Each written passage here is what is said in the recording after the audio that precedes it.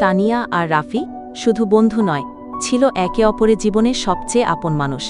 School থেকে বিশ্ববিদ্যালয়, সব জায়গায় ওদের বন্ধুত্ব ছিল সবার ঈর্ষার কারণ। তানিয়া সবসময় বলতো, রাফি, তুই ছাড়া আমি একটা দিনও ভাবতে পারি না। কিন্তু হঠাৎ একদিন রাফির ক্যান্সার ধরা পড়ে।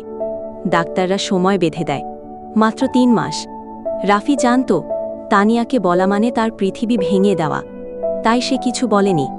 চুপচাপ প্রতিদিন তানিয়ার জন্য কিছু একটা লিখত, গল্প, কবিতা, স্মৃতি। একটা ছোট কাঠের বাক্সে সাজিয়ে রাখত প্রতিটি জিনিস। শেষের দিনগুলোতে রাফি একটাই কথা বলতো বন্ধুদের, তানিয়াকে বলবে, আমি ওকে কাঁদাতে চাইনি, শুধু কিছু স্মৃতি রেখে যেতে চেয়েছিলাম। রাফি মারা যাওয়ার ৩ দিন পর তানিয়ার হাতে পৌঁছে এক বাক্স চিঠি। তাতে লেখা, তুই যেন ভুলে না যাস, কেউ তোর পাশে না থাকলেও আমি তোর স্মৃতিতে থাকব, এই উপহারের মতো, তোর রাফি। তানিয়া বাক্সটা বুকে চেপে ধরে ফুপিয়ে কাঁদছিল। এটাই ছিল বন্ধুর শেষ উপহার, ভালোবাসার, বন্ধুত্বের আর চোখের জলের।